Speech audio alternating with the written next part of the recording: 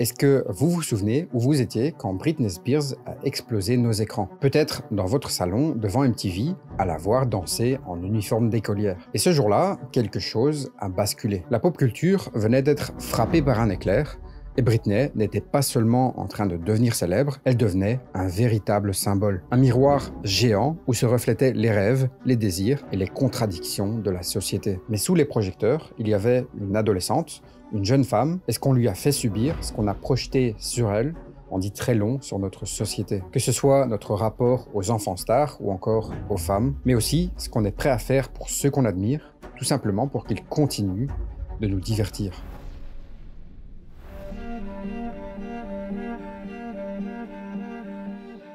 Bienvenue à Kentwood, Louisiane. Une petite ville perdue au beau milieu de nulle part, où tout le monde connaît tout le monde, où le temps semble parfois s'arrêter. En gros, si tu veux réussir, tu ferais peut-être mieux de partir. Et pourtant, ce sera précisément ici que le destin décide de frapper un grand coup. Le 2 décembre 1981, Kentwood voit naître Britney Jean Spears. Une petite blonde curieuse, volontaire, déjà animée par une force qu'on ne peut pas contenir. Dans le salon familial, elle chante, elle danse, pas pour impressionner ses parents, mais parce que c'est plus fort qu'elle, parce qu'elle ne peut pas faire autrement. Elle a besoin qu'on l'écoute, qu'on la voie, qu'on l'aime, et elle a seulement son corps et sa voix pour le dire. Ses parents, Jamie et Lynn Spears, ne sont ni producteurs de cinéma, ni anciens danseurs de Broadway, mais il ne leur faut pas longtemps pour sentir qu'il y a en Britney quelque chose de rare, une petite flamme, et dans les petites villes comme Kentwood, les flammes s'éteignent rapidement. Alors, avant que ça n'arrive, Lynn, la mère de Britney, se transforme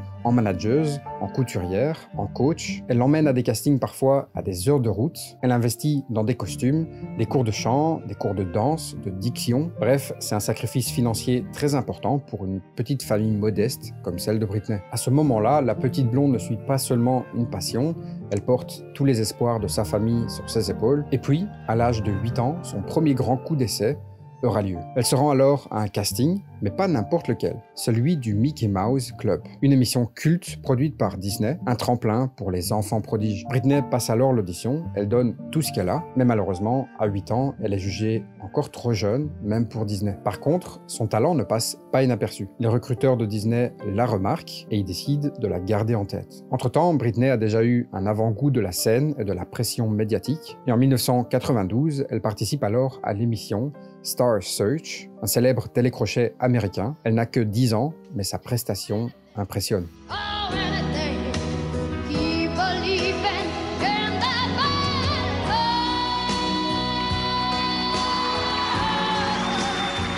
Ce jour-là, elle ne gagne pas, mais elle marque les esprits. Et pour elle, c'est un signe, une preuve que la scène, c'est là où elle est censée être. Du coup, 2 ans après avoir été rejetée par Disney, à 10 ans tout juste, elle retente sa chance, et cette fois-ci, elle est acceptée dans cette troupe de futures stars. Et oui, on parle bien de futures stars, parce que parmi elles, on retrouve Justin Timberlake, Christina Aguilera, et même Ryan Gosling. Bref, un casting qui, aujourd'hui, vaut plusieurs dizaines de millions. À l'époque, ce ne sont que des gamins, remplis d'énergie et de rêves immenses, et Britney, elle ne le sait pas encore, mais à ce moment-là, elle vient d'entrer dans le manège infernal de la célébrité. Et ce manège, il n'a malheureusement pas de bouton stop. Bref, le Mickey Mouse Club, c'est une usine à rêve, mais aussi une usine tout court. Ces enfants ne sont pas là pour jouer, ils sont là pour livrer un produit, que ce soit des sketchs, des chorégraphies millimétrées ou des chansons calibrées, et tout ça dans un seul but, rassembler la famille américaine autour des écrans. Sur scène, ça rigole, ça brille, mais en coulisses, ce sont des répétitions sans fin, des exigences d'adultes imposées à des enfants, et le moindre faux pas peut coûter une place, une opportunité,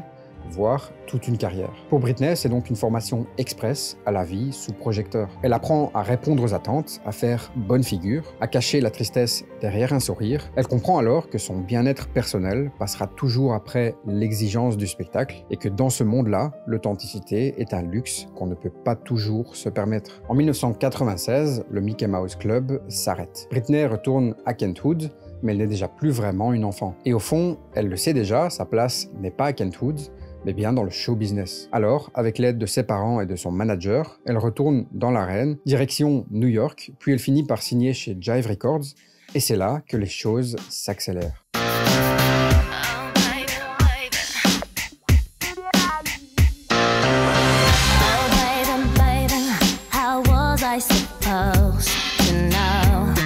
En 1998, Britney a 16 ans et son clip de Baby One More Time est un véritable coup de tonnerre dans la pop culture. Une salle de classe, des couettes, une chorégraphie sexy, l'image est forte et l'Amérique est fascinée. Au fil des semaines, le monde entier s'emballe, on applaudit sa fraîcheur, on fantasme sa tenue, on scrute son corps, et bizarrement, tout le monde semble avoir oublié un petit détail, son âge. Parce que oui, à ce moment-là, Britney n'a encore que 16 ans. Ce clip ne sera pas juste une introduction, c'est surtout un manifeste marketing, faire de l'adolescence un objet de désir. Elle incarne une contradiction parfaitement orchestrée, la virginité provocante. C'est une stratégie redoutablement efficace, une esthétique très dérangeante, mais aussi très lucrative. Tout est pensé, tout est stratégie, le label ne vend pas une voix, il vend une image. Couverture de magazine, tapis rouge, talk show, Britney n'est plus une adolescente, c'est une marque, une machine à tubes et à fantasmes. Et derrière chaque tube, il y a une armée de stylistes, de maquilleuses et de chorégraphes. La caméra doit pouvoir l'aimer sous tous les angles et la presse doit pouvoir la vendre en couverture. Le public doit pouvoir s'identifier et la désirer, et encore mieux si c'est les deux en même temps. L'album Baby One More Time se vend à plus de 25 millions d'exemplaires. En un seul tube, Britney décroche son trône et elle devient sans transition la nouvelle princesse de la pop. Elle a 17 ans, mais elle vit déjà sous le poids d'une pression que l'immense majorité des adultes ne connaîtront jamais, avec des enjeux financiers qui dépassent largement tout ce qu'elle aurait pu imaginer. Et cette notoriété s'accompagne évidemment d'un autre phénomène, la surveillance permanente. Parce que oui, Britney devient une cible, chaque geste, chaque mot, chaque tenue est analysée, commentée et débattue par les médias, et très vite, cette obsession médiatique tourne au voyeurisme. On lui demande si elle a un petit ami, et énormément d'autres questions bien trop personnelles. On oublie qu'elle est encore au lycée, et on l'interroge comme si elle était un objet, avec les attentes d'une société qui sexualise les jeunes filles tout en les jugeant. I'm just wondering how you feel about all the constant speculation about your virginity and whether you are a virgin or not. I really wish I would have never said anything to begin with, because I'm kind of stuck in this little place where people are always asking me. But, you know, that's just something that's part of growing up, and that's just something that we all have to deal with. So, Have there been any changes on that front? that's a personal question.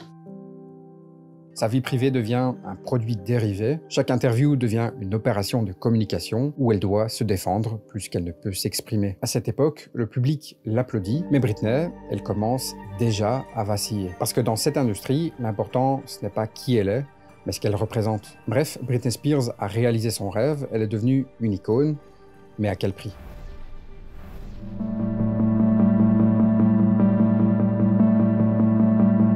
En 2000, Britney ne marche plus, elle plane littéralement au-dessus de l'industrie musicale, elle est partout. Une tournée mondiale, une sortie d'un livre coécrit avec sa mère, ou encore une performance restée dans les mémoires au MTV Video Music Awards.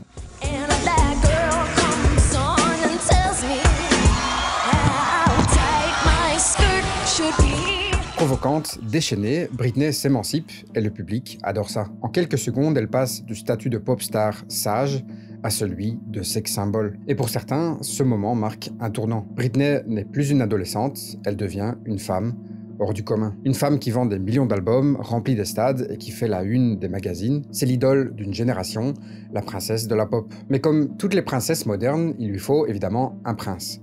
Et ce prince, il va s'appeler Justin Timberlake. On a ici deux enfants stars qui sont passés par le Mickey Mouse Club et qui sont devenus des idoles planétaires. Pour le public, c'était l'amour parfait, jeune, beau, talentueux, une version moderne de Barbie et Ken. Le couple devient alors l'incarnation du rêve américain.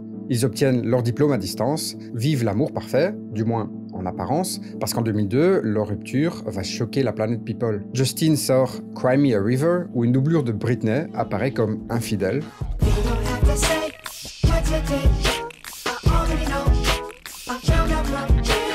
Le clip sème le doute et les tabloïds s'engouffrent. Britney devient la traîtresse. Et pendant que Justin capitalise sur la rupture, Britney encaisse les coups. Bien plus tard, elle admettra avoir eu une liaison, mais elle révélera d'autres informations assez intéressantes. À la fin de l'année 2000, elle était tombée enceinte. Justin, en panique, lui aurait alors demandé d'avorter, ce qu'elle a fait toute seule en gardant le silence pendant 20 ans. Tout ça, c'est triste, mais ça n'empêchera pas Britney de sortir des hits planétaires.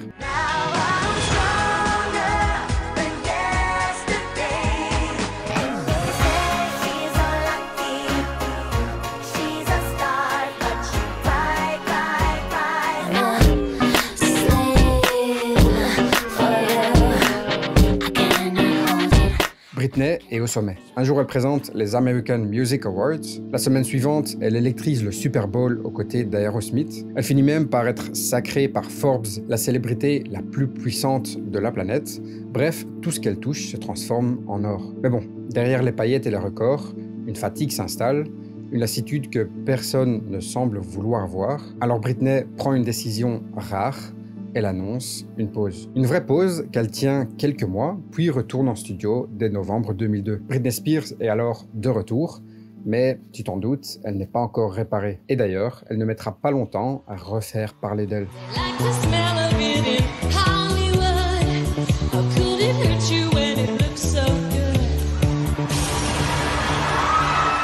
Les MTV Video Music Awards restent gravés dans la mémoire collective pour une seule image, celle de Britney Spears embrassant Madonna sous les yeux de millions de téléspectateurs. Ce moment soigneusement chorégraphié devait être une célébration pop, un passage de flambeau entre deux générations d'icônes. Mais ce qui devait être un coup d'éclat artistique est rapidement devenu une arme médiatique. Au lieu de consacrer Britney comme héritière assumée du trône de la pop, ce moment a provoqué une avalanche de critiques, de moqueries et de controverses. Cette fois encore, les médias l'ont sexualisée à outrance, reléguant son talent au second plan. Elle était jeune, brillante, travailleuse, mais on ne voulait plus voir que l'objet de désir et pas la femme derrière le personnage. Ce moment censé affirmer son pouvoir l'a au contraire enfermée encore plus profondément dans la case de la provocatrice fabriquée. Derrière les sourires, Britney encaisse et commence tout doucement à disparaître derrière son image. Et cette image ne va faire que s'intensifier avec la sortie de son nouvel album, In the Zone. Un album intime, sensuel, mais surtout avec un titre qui deviendra un hymne planétaire.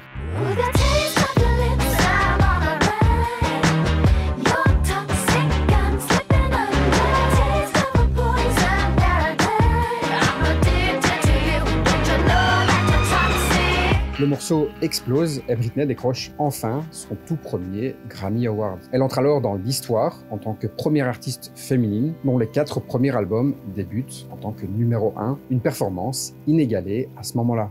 Mais pourtant, derrière tous ces tubes, quelque chose s'est fissuré. On est en janvier 2004 quand dans un geste aussi spontané que troublant, Britney va épouser Jason Allen Alexander, un ami d'enfance à Las Vegas. Ce mariage va pas durer très longtemps, d'ailleurs il va se finir au bout de 55 heures, parce qu'à ce moment-là, ils vont finalement décider d'annuler ce mariage. Suite à ça, évidemment, le monde va se moquer d'elle, et Britney, elle vacille encore un peu plus. Et comme si ce n'était pas assez, juste après ça arrive un certain Kevin Federline. La relation entre Britney et Kevin commence comme une tentative de normalité. Mais tu t'en doutes, cette relation, malheureusement, va aussi finir comme une tragédie à ciel ouvert. Lorsqu'ils se rencontrent en 2004, Kevin est un danseur, charmant, insouciant, mais aussi tout juste séparé d'une femme enceinte. Et donc, malgré ces signaux d'alerte, Britney va se lancer à corps perdu dans cette relation. Elle veut aimer, fonder une famille, respirer loin de l'industrie qui l'étouffe, mais très vite, leur idylle devient publique, voire surexposée. Et en septembre, ils se marient dans une cérémonie privée, et suite à ça, quelques mois plus tard, une télé-réalité assez hors du commun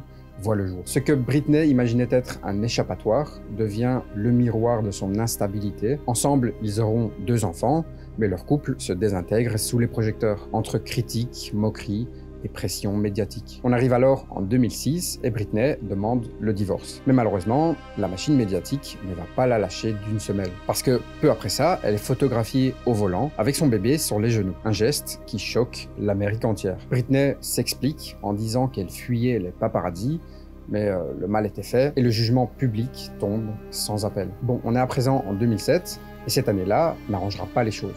Au contraire, il s'agit de l'année noire de Britney Spears. Tout commence par une lourde perte, celle de sa tante, une femme dont elle était très proche et qui décède brutalement. Ce drame fragilise Britney au plus profond d'elle-même et sous le poids de la douleur et de la pression médiatique, elle entre brièvement en cure de désintoxication, une tentative de répit dans un tourbillon infernal. Et quelques semaines plus tard, devant des dizaines de paparazzis affamés de scandales, un moment marquera à jamais les esprits.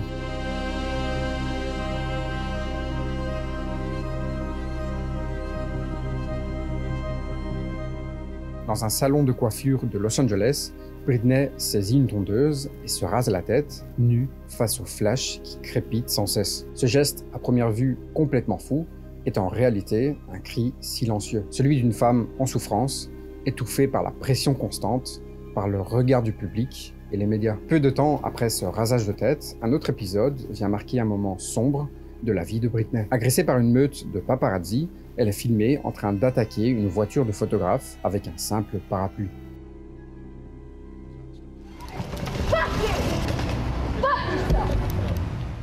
Cette scène, diffusée partout dans le monde, transforme Britney en caricature vivante de la souffrance. Elle devient le symbole cruel de la célébrité maltraitée par une société qui est obsédée par le spectacle de la chute des stars. Mais les épreuves, malheureusement, ne s'arrêtent pas là, parce que la bataille juridique autour de la garde de ses enfants tourne en sa défaveur. Elle perd la garde physique, un coup dur qui fragilise encore un peu plus sa santé mentale, mais même à genoux, elle se relève parce qu'il a toujours sauvé la musique, parce qu'elle sort alors son nouvel album nommé Blackout. L'album sera couronné aux MTV Europe Awards, et encore aujourd'hui, l'album Blackout est considéré comme un véritable chef-d'œuvre. Mais bon, malheureusement, Britney, encore une fois, tombera, et l'année 2008 marquera probablement le tournant le plus dramatique de la vie de Britney Spears. À seulement 26 ans, elle est placée sous tutelle légale. En gros, l'État la déclare incapable de gérer sa propre vie, de prendre ses propres décisions, et le contrôle total de sa vie est alors confié à son père, Jamie Spears. À partir de là, il supervise chaque aspect de la vie de sa fille. Ses finances, sa carrière, sa santé, sa maternité. Britney n'a absolument plus aucun droit. Elle n'a plus le droit de voter, elle n'a plus le droit de conduire, ni même d'acheter ce qu'elle veut ou de se marier. Bref, elle ne possède plus rien. Et surtout, elle ne décide plus rien. C'est comme ça que de 2008 à 2021, soit pendant 13 longues années, elle continue de travailler, d'être une star internationale, de performer, de remplir des stades, de générer des millions, mais sans jamais pouvoir retirer un seul billet de tout ça. Bref, Britney est devenue une superstar planétaire, adulée et célébrée, mais privée de sa liberté la plus fondamentale, celle d'être une femme qui contrôle sa vie. Pendant ce temps-là, le monde regarde et le monde choisit de se taire, jusqu'à ce que ce silence devienne insupportable.